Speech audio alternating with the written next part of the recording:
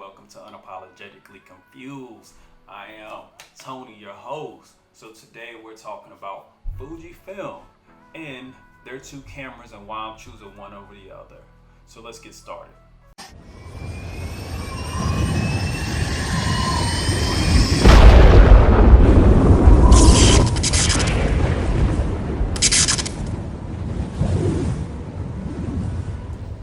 So today we're talking about this baby right here.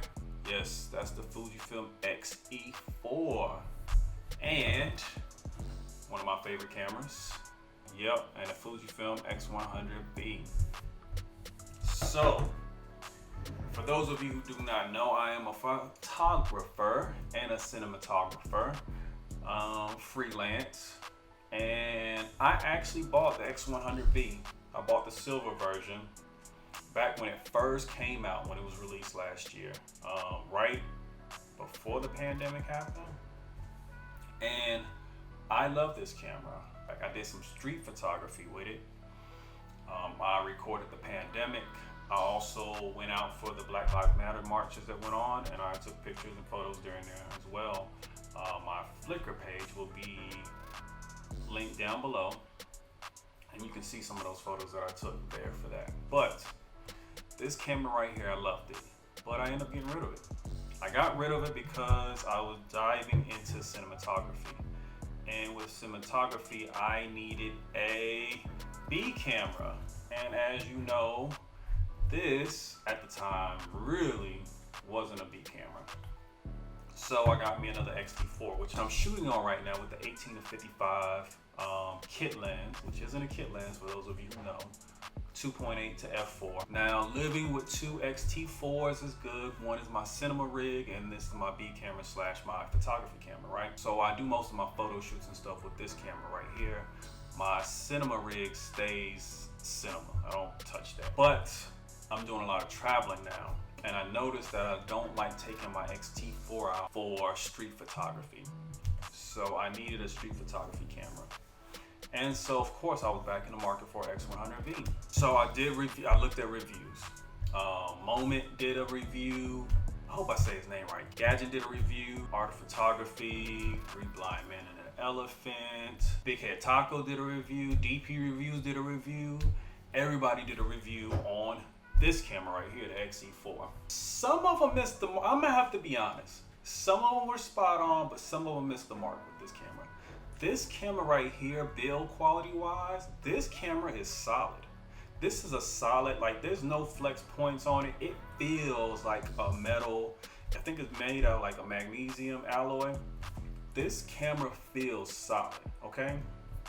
It does have that Leica look to it, you know, that minimalistic look, you know, compared to this right here, X100V, because you got the viewfinder, the ND filter, and for the optical viewfinder, and you got the button on the inside, and it's got a flash connected to it as well. So compared to this, you know, this is minimalistic. No little grip on the side, on the front. You do still have the tally light, and a scroll wheel, but in the front, that's it. Mic input. You have your USB Type-C and your micro HDMI. And on this side, you have nothing. So for this camera right here, you have similar. You have those, even though you have a smaller mic jack, you have the USB Type-C and you have the micro HDMI. But on this side, you have your autofocus selector, manual, single, and then continuous.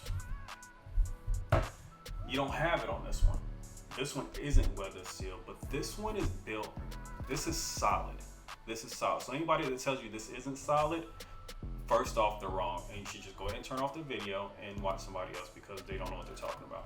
If you look on the rear, of course, they changed things up. I'm still not a fan of not having a D-pad. I have a D-pad on my XT4. And I love the D-pad, and I utilize all my functions. And they're like, oh, well, you can use the touchscreen. No, I use my touchscreen. I just use it for something else on my XT4. So on here, having the D-pad, I had my custom settings on one side. I had my film simulations on another side. I had my white balance, and then I had my boost mode on the bottom. And then on here, I had, you know, histogram. I had my leveler. I had some other stuff on my XT4 I can't think of off the top of my head, but I use that, and I use my Q-Mix. So not having that is a little annoying, but the things that were most annoying about the XE4 for me was not having the D-pad, which the X100V does not have, but the grip, the lack of a grip. Because I want to be minimalistic, but that slight grip on this X100V, I like it. I like that slight grip on both sides. And you can see there's a slight hump on the back. Not really noticeable, but it's there. You feel it. And then of course on the front you have it. You don't have that at all on here. No hump, it's flat. On the back, no hump, it's flat, right? So you have no hump. So for me, my hands get a little oily, a little sweaty. And so this feels like it's gonna slip out of my hands. Comparing these two, there's only a few differences. Size-wise, this is a little smaller, but then the lenses are a little bit bigger. So they pretty much equal out, okay? The 27mm f2.8 Mark II, as you can see, look at it. That's how it is, right? Put them together, there's a size difference, okay? There is a size difference. This lens is smaller. This lens isn't bad, it does make noise.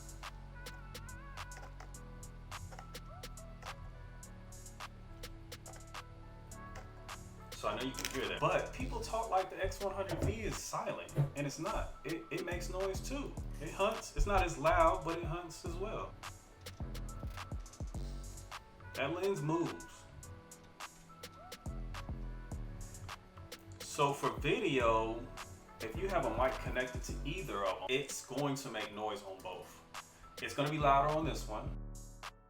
This is another thing about these YouTubers that be pissing me off. And I watch the videos because they do have some good content, but they be losing me on other things they be saying. So you complain about sharpness, right? The X100V, they admire this for how sharp it is compared to the X100F, the X100T, the X100S, the X100, right? Talking about how sharp this is. Man, the lens is so much sharper than what it used to be, right? But then they put these Cinebloom and Pro Mist filters on them to soften it. So do you want it sharp or do you want it to be a little soft? I don't, and it all do it. Like you watch them, they're like, oh, it's not sharp enough. And then they'll get a sharp lens and then they'll add it to it. And they're like, oh, it's too sharp. Huh? Confusing. This is sharp. I love it. This can be sharp too. Not as sharp as this, but sharp. Not as fast as this, but fast. With this camera, like I said, the differences. Get back to it. I had to go on my little rant. I apologize. Optical viewfinder, if you love that type of thing, which is cool being able to see through there, but I don't use it that often. All right, so that's one thing that this had that I really didn't need. And it's bigger. The optical viewfinder on the back is bigger, of course. You see the difference? Big difference. But unless you have them side by side, you don't notice the difference, so it doesn't matter. That's one thing this had that I really didn't need. Now, some things that it has that I do need. That leaf shutter that everybody talks about, where you're able to shoot with a flash up to shutter speed 1/2000th or 1/1000th. Yes, that does come in handy because there's times you want to shoot on this camera or any other camera and you're stuck at 1/250 and you can't go above that, because as soon as you do that, you start getting them lines in the dark and half light, half dark on the flash. And so being able to go up higher on the shutter speed is good, right? But you're stuck with this lens. Well, it does me no good to have a fixed lens when I want to have an interchangeable lens, but you lose that leaf shutter. Neither of them have IBIS, right?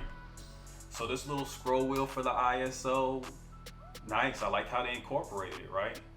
It's nice, but I always use the scroll wheel. Even on my XT4, I have up top the ISO dial, and I still use the scroll wheel on the front, because when you're shooting, you're not doing this. You're using this scroll wheel. So, still have the scroll wheel in this one, right? So no big deal. So the ND filters. And now you can use the ND filter video as well. So having ND filters is the one plus that this has over that so far, other than the leaf shutter. But again, you can only use it with this lens, so is it really an advantage? You can't use it with all the other lenses you have. And you have an extra custom button, because you can customize this button in front too to change stuff. I have it set for my white balance, so I can use it for my white balance and change my white balance from here. Now that I don't have a D-pad, this is more where my white balance. So your command wheel in the front, basically when you're not in manual mode, this is for manual focus, right? When you're in manual mode. But when you're not in manual focus, it does nothing. So Fuji has it to where you can set this as a command wheel for something. Having my drive modes from autofocus is nice, but it's not I have to. Going to the back, you have all the same buttons. The only thing, this has an extra scroll wheel, which is nice. My shutter speed, I do my shutter speed up here. I don't really do it up here, I do it in the back. And that's how I do it with my XT4. Unless I'm looking down at it, and I have it down, then I can change it. But when I'm got it on my eye and I'm looking like this, I'm using that scroll wheel. This doesn't have a scroll wheel, but with Fuji, guess what? I can press this down and I can switch the shutter speed and I can change my shutter speed just as fast. So that advantage doesn't matter. Having the Q button right here is okay, but I'm actually to the point where I prefer the Q button being up here. So being able to hit that Q button, can you see it right there? That actually, I like that. I like having that Q button right there. For the XE4, the advantages the XE4 has over the X100V, because there's only a few on the X100V. And this might be, and this right here is, this is the reason why I'm choosing the XE4 over the X100V. Yes, it doesn't have IBIS, but I can vlog with this, right? I can see myself. I know what's going on. I have so many options on taking pictures with this. I can come all the way down as well and look down. So when I'm shooting up high, I can see it from all angles, right? Same thing, when I'm looking down, I can see it from all angles. And people say this was cheap. This isn't, trust me, it feels solid. It might look a little flimsy because of the actual, what they use, but no, this is solid material. Fuji did a good job, minimalistic, didn't add to the weight, had it as light, thin and light as they could have it and still be stable. Now, long term, 2, 3, 4 years from now, how will this hold up? I don't know. But there's nothing wrong with this, all right? You don't have any worries or concerns with it. That articulating screen was an interchangeable lens. For me, it's not an advantage, it's a disadvantage.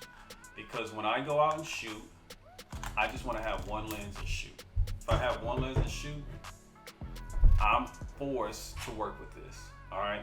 So I have to make this work. It's like having a prime lens and a zoom lens. I used to, when I first used Fuji starting out, I used prime lenses. I hated zoom lenses. And prime lens made you work. You had to figure out how you can compose things, where you're gonna go, you had to step back, move forward. Sometimes you can't even step back because there's something in the way. You had to learn how to work with prime lenses. Zoom lens, you just, oh, let me just zoom in and zoom out and then just use it and go. And it just was too easy. That's how this feels, because guess what? Oh, it's not wide enough. Let me grab 18 f2. Or I can't get a shallow depth of field. Let me grab my 35mm 0.95 Speedmaster. I like it and I don't like it. So this is why it was so hard for me to choose between the two. Because yes, this is a slightly better camera. Besides the articulating screen, video-wise, this is a better camera. Why is it better video-wise? They have same video specs, but I have the ability to use the ND filters on this internally without making my setup any bigger. The other thing that makes this better is this 23mm f2 quieter compared to the 27mm f2.8 and quieter than the 18mm f2. They're just loud. They don't have linear motors and they're loud. This is loud, but not as loud as the two. But it limits you in some other capacities. And one of those capacities is this could be a B camera for you. Literally. Small Rig makes a camera rig for this, which I purchased and I have on en route. What video capabilities do you need that you can't get out? Yes, internally it shoots 8-bit. This shoots 8-bit internally too. But externally, through your micro HDMI, you can record 10-bit 422. You can do 4-bit 422 on this too. 10-bit 422 on my XT4. Literally, this could be my B cam. I could get rid of my second XT4. Interchangeable lenses. I can put cinema lens on it. So look, now I have a cinema lens on it. I put my little rig on here. I put my cinema lens on here. And now I have a nice B camera right here. And if I have an Atomos Ninja V on my rig, if I need it, but Fuji colors are so amazing. I honestly can just shoot this and pick a film simulation, internal bleach bypass, and use that. I don't need anything else. I don't need the color grade. I can up the exposure, do a couple tweaks here and there, but for the most part, I can keep it with this. I don't need 10-bit 422. I'm a portrait photographer now with this. Manual focus. I love manual focus lenses. I can't do that with this. Yes, this 23mm, which is a 35mm equivalent, f2, takes some amazing photos, but its versatility is limited. You're forced to shoot. If you want to shoot like they did back in the old days, right? Optical viewfinder, one lens, 35mm, that's it. This is it. This is it for you. And I love shooting like that. But I can't do, I can't just do street photography. If street photography paid the bills and I could just do street photography and that was it, this would be it. This or the Leica Q2. That would be it. I don't need anything else. But it doesn't. You gotta do portrait photography. Those of you who know events, wedding photography, all the other stuff. So you gotta be versatile. And this doesn't allow you to be versatile. So you need this. And this is perfect. Now you can go with the XS10, but when it comes to street photography, that starts getting too big for me. I love the grip on it and everything, but it starts getting too big. Same internal specs, same external specs when you're doing video, interchangeable lenses. The only difference, you have that articulating screen off to the side, which I don't need. It has IBIS. IBIS is good for micro jitters, but that's it. It's not a gimbal. Some of y'all think IBIS is a gimbal and it just smooths out everything. It doesn't. It does not do that. You need to work on your fundamentals. IBIS isn't going to fix the lack of fundamentals. Fuji, come out with a 23mm f2 pancake lens like you have on here, so I can put it on my XE4. There is something else that this has an advantage over the X100, and that thing is newer software. And hopefully the X100V gets that same software. I'm hoping it gets that new software. If you look at my camera, I have custom settings. You see that at the top, it has an off, right? So it allows me to have 7 custom settings. And I have all different film simulations, black and white, all these colored ones, all the vintage colored film simulations I have on here that I like. Kodak, vintage vibes, old Kodak look, creamy colors. One thing about Fuji is when you're in your custom settings mode and you go back to your film simulations through Fuji, your custom settings still stay on. So now you got both baked in together. Well, your XT4 will automatically turn it off and go straight to it. But for some reason, the X100V doesn't. So what I noticed when somebody on Facebook had to tell me was, so when you go to your custom settings on the X100V, what you have to do is, you have to lose one of your custom settings. And then you have to make one a standard mode. And then you have to go to your standard mode one, and then you can go to your film simulations. All Fuji cameras should have this. They should have your custom settings off. Or do like the XT4, once you go to a film simulation, it automatically shuts your custom settings off. I choose that, it cuts that off. One or the other. But the way you do it on the X100V is trash. I shouldn't have to give up one of my custom settings in order to be able to go back to my film simulation. With the X100V, you have to do that. And I don't like that. And then also, guess what? My XE4 has bleach bypass. My X100V does not. I had to make a custom setting for bleach bypass. I love bleach bypass. That's what I usually use when I'm streaming games or anything. Bleach bypass is my ish. This has it. XT4 has it. My X100V does not have it. With a software update, you'll add that custom off, or you do the same as the XT4 with automatically knocks it off, right? You'll add bleach bypass to this. Even though this has been out for over a year now, and you still don't have it on here, eventually you'll add bleach bypass to this, right? So this will be almost perfect for me. And not having the articulating screen, like this is as far as it goes, right? And when you want to shoot down, this is as far as it goes. I don't necessarily need it to flip up or flip over. I know a lot of photographers don't like that, but these are hybrid cameras now. I'm sorry. If you want just a street photography camera, articulating screen, no articulating screen, go back to the XE3, go back to the X100F, let those be your cameras, because that's the way of the future. I'm sorry. All you old heads, cut it out. Go back to film. Go like hybrid. us people, a lot of y'all are doing YouTube videos. You need it now too. So I don't know why you're complaining. But this is the screen that needs to be on the X100V. Put that screen on this and I will buy that camera and keep it forever. That's the only thing this is missing. That articulating screen. That's the only thing outside of the custom setting that you can fix in the firmware. But the one thing you can't fix in the firmware is that articulating screen. If you haven't noticed already, I'm going to keep the XE4. Both great cameras. You can't go wrong with either one. I love them both. I wish I could keep both, but honestly, they overlap too much for me to keep both of them. Thanks again. Like, subscribe. If you didn't like it, either don't hit the dislike button or hit the dislike button twice for me. But thank you again. I appreciate it. Catch you later. Peace.